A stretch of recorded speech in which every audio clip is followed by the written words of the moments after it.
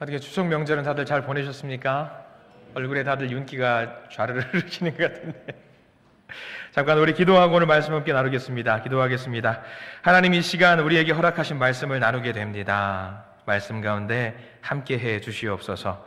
예수 그리스도 이름으로 간절히 기도드립니다. 아멘. 자, 저를 한번 따라서 하시기 바랍니다. 손을 가슴에 포개시고요. 하나님의 은혜가 저에게 넘치기를 간절히 소망합니다. 손을 펼치시고요. 하나님의 은혜가 모두에게 넘치기를 간절히 소망합니다.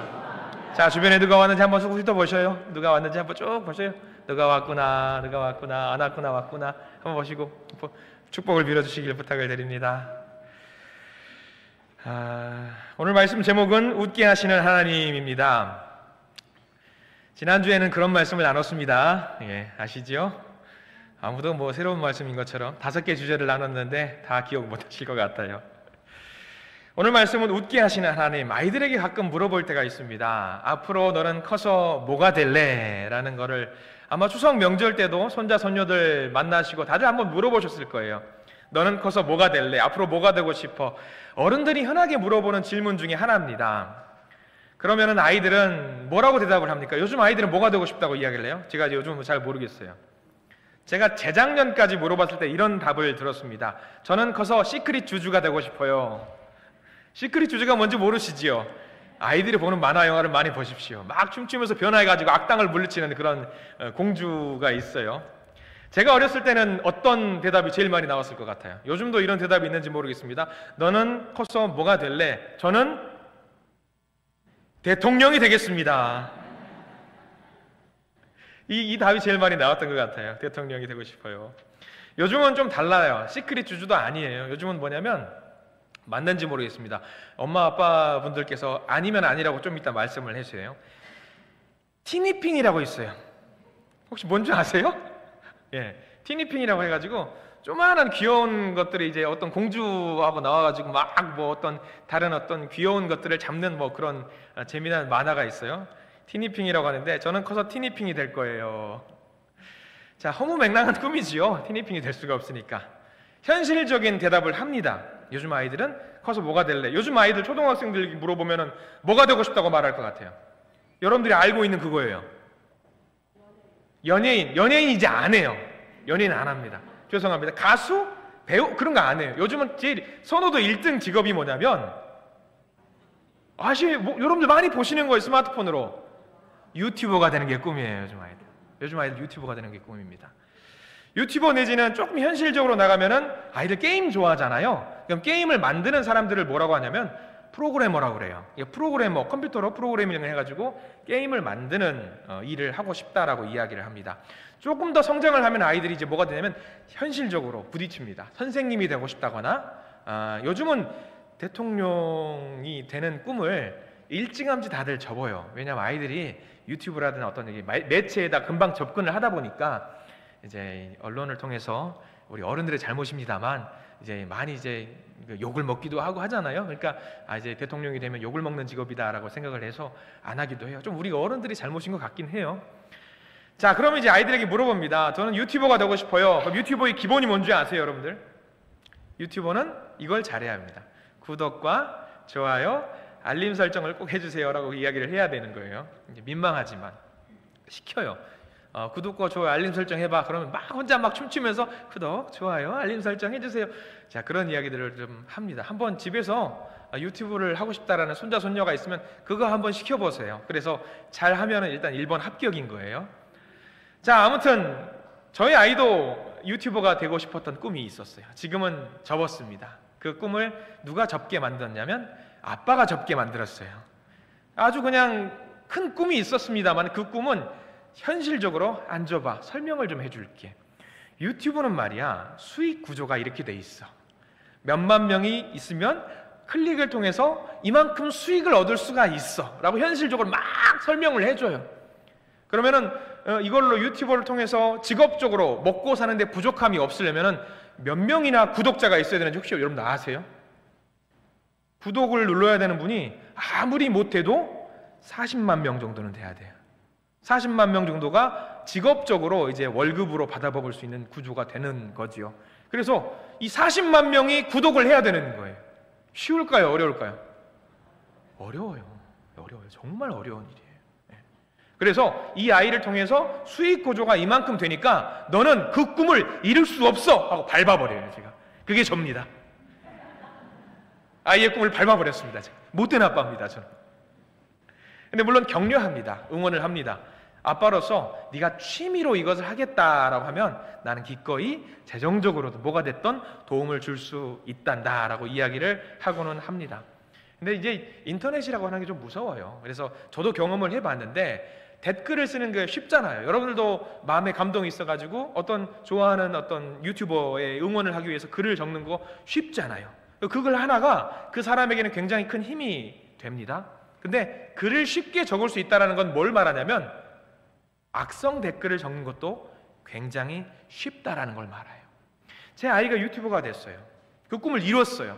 허무맹랑한 꿈이지만 이뤘어요. 근데 쭉 달린 글들 중에 좋은 글들만 있을까요? 얼굴이 드러나지 않기 때문에 말도 못하는 그런 험한 글들을 많이 적기도 해요. 근데 그 글을 제 아이가 봤을 때에 받을 상처, 저도 제가 올린 유튜브 영상에다가, 저는 유튜버가 아닙니다만 기록으로 남겨놓기 위해서 유튜버에 영상을 올리면은 이제는 저는 댓글 쓰기를 중지시켜 놨거든요. 왜냐하면 댓글을 쓰면은 좋은 글만 있는 게 아니라 안 좋은 글들도 비일비재합니다. 그럼 그 글을 보고 누가 상처받냐면 제가 너무 아픈 거예요. 욕이 있는 것도 아니에요. 나쁜 말이 있는 거예요. 아이고 정말 이러네 저러네. 그걸 가지고 막 가슴에 상처가 가지고 한 3, 4일 동안 끙끙 앓아요. 근데 우리 아이들이 그거를 하겠다? 저는 못할 거예요. 못 시킬 것 같아요. 이제 아이들이 좀 성장을 해가지고 중학생, 고등학생들이 만약에 제가 유튜버가 되고 싶어요, 연예인이 되고 싶어요, 가수가 되고 싶어요, 지금쯤 명절에 만나면 어떻게 대답을 하시렵니까 여러분들? 정신 좀 차려라 라고 이야기를 하겠죠. 혹시라도 지금 이제 다 큰 장성한 어른들 중에서도 그런 허무맹랑한 꿈들이 있을 수 있어요. 그런 꿈을 갖고 있는 분들이 계실지도 모르겠습니다. 어떠세요? 그런 꿈들을 갖고 있는 분들이 계실 수도 있을 것 같다라고 저는 생각을 합니다. 근데 오늘은요, 이 꿈 이야기를 하고 있잖아요. 말도 안 되는 허무맹랑한 꿈을 가졌던 사람 한 명을 좀 만나보려고 합니다. 누구냐면 오늘 말씀의 주인공이죠. 누구지요? 아브라함입니다. 아브라함. 이 아브라함을 잠깐 좀 만나보려고 해요. 이 아브라함은요, 저는 커서 대통령이 되겠습니다 라는 꿈을 가졌던 것보다 더 허무맹랑한 꿈을 갖고 있었던 사람이에요. 여러분들 알고 있으셨다시피 아브라함은 100세의 나이에 그 말도 안 되는 꿈을 이루었던 사람입니다. 아브라함의 아내였던 사라조차도 말도 안 되는 꿈을 이루었습니다. 자, 우리 성경 말씀 한번 보기를 원합니다. 우리가 읽었던 창세기 말씀 7절 말씀을 한번 볼까요? 21장 7절 말씀 보겠습니다.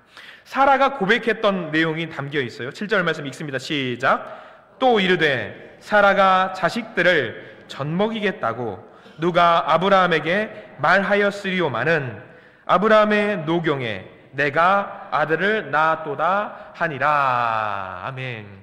아무도 100세가 되는 할아버지 아브라함이 아들을 가지게 될 것이라고 생각을 하지 못했습니다. 그리고 할머니가 됐던 사라 역시 아들을 낳아서 젖을 먹일 수 있을 것이라고 누구도 생각을 하지 못했습니다. 그런데 누가 이 일을 만들어 주셨냐면 하나님께서 그 꿈을 이루어 주셨습니다. 하나님께서 그 모든 과정을 주관하시고 기획하셔서 하나님이 그 꿈을 이루어 주셨습니다. 아브라함이 하나님께 약속을 받았습니다. 어떤 약속이냐면 나를 믿고 나를 따르거라. 내가 너로 하여금 큰 민족이 되게 하겠다. 아브라함이 요청한 것도 아니었어요. 하나님께서 먼저 거래를 제시하셨습니다. 그리고 아브라함의 입장에서는 지금 살고 있는 곳에서 굳이 이사를 할 이유도 없고요, 떠날 이유도 없습니다. 그냥 그 자리에 살기만 하면 됩니다. 그런데 아브라함은 하나님의 그 약속을 믿고 순종했습니다. 그리고 갈대아 우르 지역을 떠났고요, 막 이동을 하면서 이사를 하면서 몇 번은 포기하다시피 했습니다. 왜냐하면 하나님으로부터 약속을 받기는 받았는데 그 계약이라고 하는 것이 계약서가 있는 것이 아닌 약속이었거든요. 구두 계약이죠. 여러분들 가만히 있으면 코도 베어가는 세상이라고 말을 합니다. 하나님께서는 계약금을 건 것도 아니에요. 계약서를 작성한 것도 아니에요. 그냥 말로 계약하자, 약속하자 해놓고 나를 따르라, 순종해라 말씀을 하셨습니다. 아브라함도 순진합니다. 계약서라도 썼어야 됩니다. 근데 그 계약서도 없었어요. 믿습니다. 주님 믿겠습니다 하면서 따라가긴 했습니다. 근데 가만 가다 보니까 아브라함의 입장에서 이런 생각도 했을 법합니다. 이게 맞나? 이렇게 하는 게 맞나? 마음이 약해집니다. 아니, 하나님 축복하신다면서요. 하나님 제게 복을 주신다면서요. 나로 하여금 저로 하여금 큰 민족을 세우신다면서요. 그리고 아브라함 입장에서는 이게 아닌가 보다 기다리면서 인간적인 생각, 인간적인 길을 찾기도 했습니다. 기다림에 지친 아브라함이 자식은 없었지만 집에서 키운 몸종이 있어요. 듬직한 믿음이 있는 친구 엘리에셀이라는 종이 있습니다. 듬직한 친구입니다. 하나님께 부탁을 합니다. 하나님, 제가 여기 상속자로 이 친구를 세우고 싶어요. 엘리에셀을 제 아들로 양자로 세우고 싶어요. 이렇게 해도 되겠습니까? 하나님이 아무 말씀도 없으십니다. 아니구나. 10년이 지나도 별 소식이 없습니다. 어떤 세상 사람들은 이런 구두 계약은, 말로 맺은 계약은 에이, 이건 계약이 아니야 라고 넘어갈 수도 있었을 겁니다. 이때 당시 법칙은 뭐냐면요, 자기 정실 부인이 아니라 첩을 통해서 난 아들도 그대로 누구의 아들이 되냐면 정실 부인의 아들이 되는 법이 있었어요. 그래서 하나님께 이렇게 말합니다. 하나님, 제가 도저히 안 되겠으니까 이게 첩을 통해서 아들을 낳을게요. 이 아들을 내 아들로 세우겠습니다 라고 해서 낳은 아들이 있지요. 누구죠? 이스마엘을 아들로 얻습니다. 근데 하나님이 이스마엘도 아니라고 말씀하십니다. 그리고 중요한 건 인간적인 꾀를 통해서 이스마엘을 얻었잖아요. 이스마엘을 얻고 나서 잠시도 쉴 날이 시끄러워요. 계속 시끄럽습니다. 싸움이 있고 다툼이 있습니다. 이것도 아니구나 라고 절망합니다. 스스로 생각합니다. 이 모든 것이 허무맹랑한 꿈이었구나. 마음이 약해집니다. 누구라도 약해질 겁니다. 아브라함은 포기하고 싶었을 겁니다. 오히려 하나님께서, 하나님 이제 됐습니다. 이제 괜찮습니다. 저 이 정도면 하나님이 저를 사랑하시는 거 알고 있고 이 정도면 충분히 많은 복을 누리고 있습니다 라고 포기할 법도 있습니다. 포기할 법도 합니다. 근데 하나님께서 말씀하십니다. 아니야. 아직 아니야. 아직 아니야. 걱정 마. 내가 반드시 너로 하여금 큰 민족을 이룰 거야 라고 말씀을 하십니다. 이렇게 절망적인 상황이지만 결국 하나님은 아브라함과 약속을 이루셨습니다. 자, 오늘 성경 말씀 보겠습니다. 1절과 2절. 대단하게 뭐라도 옛날 우리 고전 설화를 보면은 위인들, 영웅들, 대단한 사람이 태어나기 위해서는 굉장히 말도 안 되는 그런 일들을 통해서 위인들이 태어나곤 하지요. 그런데 오늘 21장 1절, 2절 말씀은 아브라함이 그 아들을 얻을 때 굉장히 간단하고 대단히 심플하게 설명을 하고 있어요. 자, 1절과 2절 말씀을 같이 한번 읽겠습니다. 시작.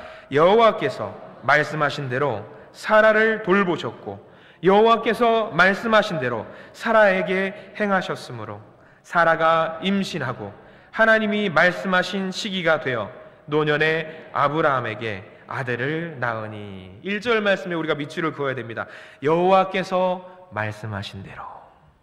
그리고 좀 넘어가서 또다시 있지요. 여호와께서 말씀하신 대로. 두 번이나 기록이 되어 있습니다. 하나님께서 말씀하신 대로 노년의 아브라함이 아들을 갖게 되었습니다. 중요한 거, 하나님이 말씀하신 대로입니다. 하나님은 말씀을 이루실 때에 정말 그 말씀하신 대로 이루시는 분이십니다. 말씀하신 대로 사라를 돌보셨고요, 말씀하신 대로 아들을 낳으셨습니다. 그렇습니다. 하나님은요, 타이밍을 재고 있었어요. 그 때를 지켜보고 있으셨습니다. 말씀하셨고 그 때를 재보고 있으셨고 타이밍이 되니까 바로 실행으로 옮기신 분. 그 타이밍이라는 거, 그 때라고 하는 게 얼마나 중요한지 몰라요. 정말 중요합니다. 하나님께서 아브라함을 통해서 알려주고자 하셨던 것은 그 때가 필요했던 것입니다.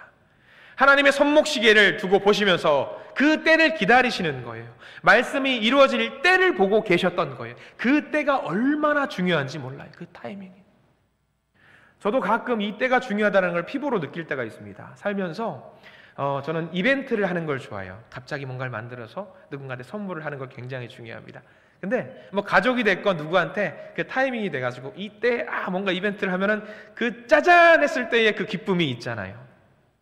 아내에게 이벤트를 준비를 종종 합니다. 그래서 마음속으로 뭐 이벤트를 해가지고 갑자기 뭔가 짜잔 하고 싶은데 한 2, 3일 전부터 준비를 해요. 그러면 어떠냐면 저는 이제 이게 조마조마해. 2, 3일 전부터 조마조마해가지고 이걸 어떡하지? 말해주고 싶은데 간질간질 하는 거예요. 그래서 혼자 안절부절 못하고 있으면 이 3일 뒤에 분명히 이벤트가 짜잔해서 문을 열면 뭐가 나와야 되는데 3일 뒤에 뭔가 있다는 걸 지금 말하고 싶은 거예요. 그 이벤트가 근질근질해요. 근데 말 안 하고 꾹 참고 있어요. 그러면 이제 말합니다. 아이고 뭐 준비했지? 뭐 준비했네. 그럼 끝난 거예요. 이벤트 없어요. 그때만 문을 딱 열고 나서 짜잔 하면 감격을 해야 되는데 아이고 뭘 준비했어? 그러면 그때의 그 감격과 기쁨이 어떻게 돼요? 그 받는 사람들은 물론 기쁘겠죠. 근데 그 기쁨이 반감이 돼요. 내가 노린 게 저게 아닌데 저게 노린 게 아닌데 이러면서 문을 열면 3일 뒤에 이게 뭔가 있어요. 아이고 이거 준비했어? 하나님도 그겁니다. 하나님은 저하고 좀 다르신 분이세요. 그 때를 꾹꾹 눌러 남아서 말씀하고 싶은데 말로 너에게 알려주고 싶은데 너무 기뻐가지고 알려주고 싶은데 그걸 꾹꾹 참고 있는 분이에요. 그래서 하나님의 때에 하나님의 말씀이 이루어지도록 꾹꾹 눌러 담고 있는 분 우리 하나님. 그 하나님께서 그 이벤트를 아브라함과 사라에게 보여주신 거예요. 하나님께 아마 아브라함은 이렇게 말씀할 수 있었을 겁니다. 하나님, 이왕 주실 거면 제가 그동안에 너무 마음 아파하고 절절매면서 이렇게 우리 가족 간에 불화도 있고 이런 것들 극복시켜 주실 수 있었잖아요. 미리 좀 말씀 좀 해주시지. 왜 이렇게 오래 기다리게 만들어주신 후에 이런 것들을 보여주십니까? 왜 그러셨을까요? 하나님의 때는, 하나님의 타이밍은 아브라함에게 말해주는 것이 있습니다. 뭐냐면 이 모든 것들이 누구로 인해서 만들어진 것을 알려주고 싶었던 거냐면 하나님이 이 일을 하셨다라는 것을 보여주고 싶으셨던 거예요. 내가 준비했고 내가 만들어줬다라는 것을 아브라함에게 알려주고 싶으셨던 겁니다. 하나님이 하셨다. 내가 했다. 아브라함이 100세 때, 사라 90세 때 몸의 기운이 많이 빠져있는 노년의 상태. 그럼에도 불구하고 하나님이 돌보셨다. 하나님이 찾아오셨고 먼저 주셨고 생산할 수 있는 몸으로 만들어 주셨다. 하나님은 불가능을 가능하게 하실 수 있는 분이라는 것을 알게 하기 위해서 하나님의 말씀으로 이루어졌다는 것을 알게 하셨던 거죠. 아브라함과 사라가 오랜 시간 기다리면서 아픔을 겪었어요. 아픔을 보면서 믿는 자들이 갖고 있는 오해가 있어요. 하나님, 제가 믿었습니다. 교회에 나왔습니다. 예배를 드렸습니다. 보통 이게 초신자분들이 이런 마음의 아픔이 있죠. 제가 하나님의 자녀가 되겠다라고 마음을 먹었으면 지금 내가 겪고 있는 이 아픔과 고난, 기적적으로 뭔가 해결이 돼야 되는 거 아닙니까? 풀어줘야 되는 거 아닙니까? 탈출할 수 있도록 도와주셔야 되는 거 아닙니까? 하나님께서 세상 만물을 지으셨다면서요. 제가 하나님을 섬기기로 마음을 먹었고 자녀가 되기로 마음을 먹었으면 이 모든 것들이 해결돼야 되는 거 아닙니까? 하나님은 전지전능한 분이라면서요. 그러면서 실망하고 절망하면서 에이 이게 뭐야 하면서 중도 포기하고 나가 떨어지는 경우가 많이 있습니다.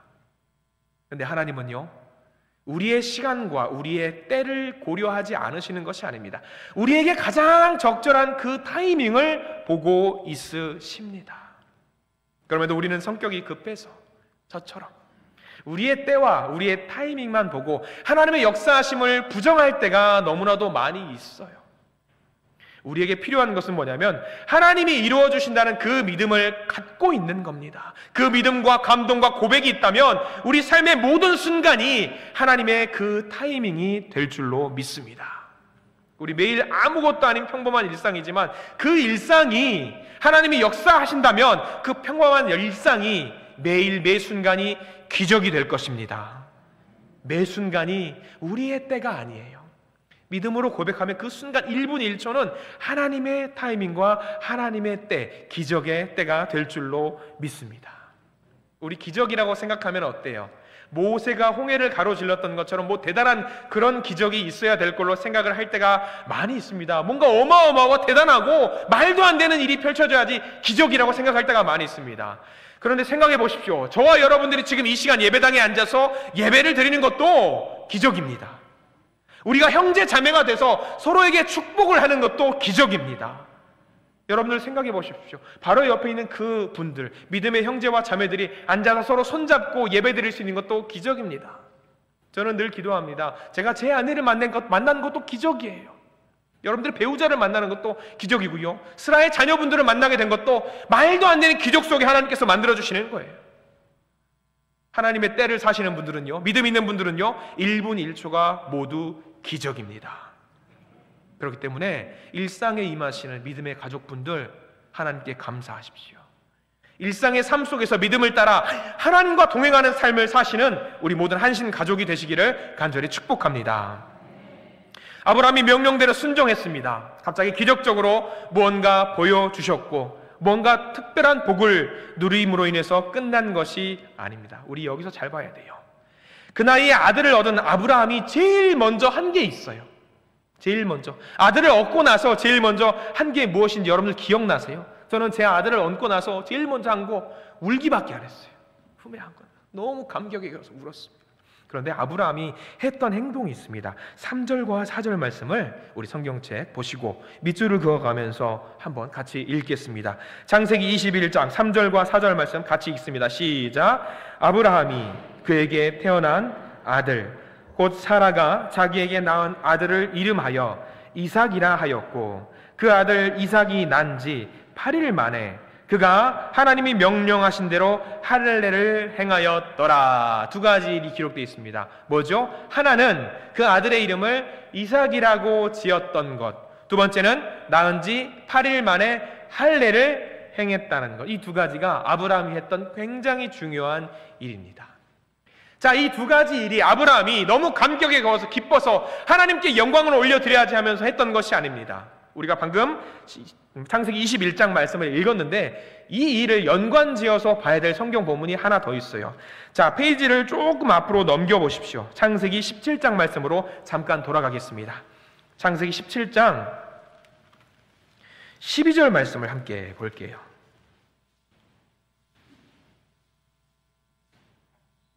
12절 말씀. 자, 거기도 밑줄을 그으셔야 돼요. 창세기 17장 12절 말씀을 우리 같이 한번 읽어보겠습니다. 창세기 17장 12절 함께 읽습니다. 시작. 너희의 대대로 모든 남자는 집에서 난 자나 또는 너희 자손이 아니라 이방 사람에게서 돈으로 산 자를 막론하고 난 지 8일 만에 할례를 받을 것이라. 아브라함이 그 아들 이삭을 얻고 나서 아들을 낳으면서 할례를 베풀었던 것이 자기 마음대로 한 게 아니에요. 이거는 누가 시켜서 한 거죠? 하나님께서 시켜서 한 겁니다. 아브라함이 뭘 했어요? 순종했다라는 것을 알려주고 있는 겁니다. 그리고 우리가 12절 말씀에서 쭉 넘어가서 그 17장 19절 말씀을 봐보십시오. 17장 19절 말씀도 밑줄을 그어가면서 우리 같이 한번 읽기를 원합니다. 19절 시작. 하나님이 이르시되 아니라 내 아내 사라가 내게 아들을 낳으리니 너는 그 이름을 이삭이라 하라. 내가 그와 내 언약을 세우리니 그의 후손에게 영원한 아멘. 이름을 지어주신 분이 누구시지요? 하나님이세요. 아들 이름을 이때 당시에는 마음대로 지을 수 있는 게 아니에요. 보통 이제 그 친척에 있는 이름을 가져와서 형제 자매 이름을 가져와서 하는 거예요. 근데 아브라함은 그 친척의 이름을 가져와서 하는 그 풍습을 타파하고 그 이름을 뭐라고 지었냐면 이삭이라고 지었습니다. 자, 이삭이라고 지었던 것 그리고 할례를 행했던 것 모두가 뭐냐면 하나님의 말씀대로 순종한 겁니다. 순종한 거예요. 하나님의 뜻대로 한 겁니다. 하나님께 감사를 올리면서 너무 기뻐가지고 내 아들 이름을 뭐라고 짓지? 어떻게 하지? 이 아이들을 데리고 축제를 벌리고 잔치를 벌려야지 이런 마음이 있었던 게 아니라 제일 먼저 했던 것이 하나님 말씀대로 순종하겠습니다. 말씀하신 대로 이삭이라고 이름을 짓겠습니다. 말씀하신 대로 이 아이를 할례를 행하겠습니다. 최근에 우리 교회 성도님들 돌잔치를 좀 다녀왔습니다. 성도님 중에 이제 돌잔치를 하게 되니까 가서 축하드린다고 축복의 말씀을 전해드렸습니다. 토요일에 돌잔치를 하게 되는데 그건 그거고, 그분이 말씀하시는 거예요. 하루 전에 돌잔치들 하되 하루 전에 하나님께 감사의 예배를 드렸으면 좋겠다라고 말씀을 하시는 거예요. 그러니까 저는 약간 갸우뚱했습니다. 왜냐하면 돌잔치를 하면서 잔치 서두에 예배를 드리는 것이 보통 제가 알고 있는 통상적으로 했던 건데 하루 전날에 예배를 드렸으면 좋겠다라고 말씀을 하시더라고요. 그 말씀을 듣고 속으로 저는 너무 감사했습니다. 그렇지, 우리가 먼저 하나님께 감사의 예배를 드리는 게 맞지, 그 생각을 저도 잊고 있었던 거예요. 우리 삶에서 가장 중요한 게 이겁니다. 아브라함이 했던 이 말씀을 잘 기억하십시오. 우리가 살면서 너무 좋거나 행복하거나 좋은 일을 경험할 때는 너무 거기서 기뻐가지고 중요한 결정을 놓칠 때가 있어요. 너무 슬플 때도 마찬가지입니다. 근데 우리 누가복음 17장에는 신약 성서로 넘어가면 누가복음 17장 여러분들 말씀 알고 있을 겁니다. 10명의 나병 환자 이야기를 알고 계실 거예요. 나병 환자를 예수님께서 이 나병을 치유해 주셨어요. 고쳐 주셨어요. 그리고 그들은 너무 감사하고 기쁜 나머지 하나님께 영광을 올려드렸어야 되는데 그렇지 않았습니다. 9명은 너무 기뻐가지고 가족에게로 돌아갔어요. 근데 1명은 예수님께 돌아와서 하나님께 감사한다고 마음에 어떤 고백을 했습니다. 병이 치유된 것에서 끝나지 않고 이 한 사람은 예수님으로부터 한 가지를 더 얻었어요. 뭘 얻은지 아시죠? 너의 믿음이 너를 구원했다. 이 9명도 그 감사한 마음을 가지고 예수님께 왔다라고 한다면 똑같이 너의 믿음이 너를 구원했다, 육체의 구원뿐만 아니라 너희의 영혼도 구원을 받을 것이다 라는 복을 받았을 겁니다. 그런데 이 1명만 하나님께 그 복을 누렸던 거죠. 너무 기뻐서. 우리가 너무 기쁘면은요 하나님께 영광을 올려드리는 걸 잊을 때가 많이 있습니다. 너무 행복해서. 어쩌면 이 9명 돌아갔던 나병 중에도 맞다, 내 병을 고쳐주셨던 예수님 나중에라도 생각했을 수 있었을 거예요. 근데 그때는 이미 늦었지요. 그래서 우리가 우선적으로 생각하고 기억해야 될 것이 있다면, 잊지 말아야 될 것이 있다라면, 그리고 마땅히 우리가 해야 할 일을 기억하고 행동으로 감사를 실천했다면, 해야 할 것을 했다면 육신뿐만 아니라 영혼도 구원을 얻을 수 있다라는 사실을 명심하시기 바랍니다. 아브라함의 마음으로 잠깐 들어가 보시죠. 얼마나 좋을까요? 아들을 드디어, 내 아내와 나의 아들을 얻었어요. 즐거운 마음으로 치자면 어떤 것도 비교할 수 없을 정도로 행복했을 겁니다. 그리고 여기저기 자랑하고 싶었을 거예요. 행복하다고 했을 겁니다. 내가 드디어 아들을 얻었어요. 내가 드디어 내 혈통의 아들을 얻었어요. 자랑하고 싶었을 거예요. 그러나 아브라함은 다 자취하고 제일 먼저 생각했던 게 뭐냐면 하나님 감사합니다. 이 고백을 아브라함이 했다라고 하는 겁니다. 우리도 마찬가지입니다. 우리 삶에서 하나님을 잊는 죄를 범하지 않기를 간절히 축원합니다. 하나님을 잊어버리는 것은요 곧 우리에게 죽음입니다. 하나님을 먼저 기억하시고 하나님의 말씀대로 살아가시는 우리 모두가 되시기를 간절히 축원합니다. 우리 하나만 더 한번 말씀을 좀 나눠보려고 합니다. 우리가 중요한 것은요 사라가 어떤 마음을 가졌는지도 좀 봐야 돼요. 우리가 아브라함만 볼 것이 아니라 사라도 봐야 됩니다. 제가 결혼을 하고 아이를 가졌을 때에 큰아이가 아들이었습니다. 둘째를 낳고 나서 처음에 이제 요즘은 성별 파악이 빠르잖아요. 성별 파악이 빨라서 기도했던 바가 있습니다. 하나님, 둘째는 네 그겁니다. 하나님. 이게 유튜브로 나가니까 이런 말을 함부로 못하겠어요. 그래서 이제 둘째를 갖고 나서 주변의 사람들이 그럽니다. 아이고 목매달이네 라고 말하는 거예요. 무슨 말이냐고. 아이를 가졌으면 감사한 거지. 그래, 그런 말이 있어요. 저도 이제 찾아봤어요. 이게 목매달이 무슨 말인가 그때 한번 찾아보기도 했는데 지금 조금 바뀌었습니다. 금메달이 뭔지 아세요? 요즘은 좀 바뀌었어요. 금메달 뭐 같아요 여러분들? 딸 둘에 아들 하나. 제 생각 아닙니다. 저한테 뭐라고 그러지 마십시오. 은메달은 뭔지 아세요? 은메달은 요즘은 은메달은 딸만 둘. 이게 은메달이라고 하더라고요. 요즘 풍토가 그런가 봐요. 동메달은 뭐일 것 같아요 여러분들? 이제는 딸 하나에 아들? 이제 그 아들은 상관없어. 이제 거기서부터는 이제 딸이 있으니까 됐어요. 딸 하나에 아들 하나가 이제 동메달. 목메달은 아들 만나면 이제 무조건 동메달, 이제 목메달이래요. 그런 말이 있어요. 아들 만나면.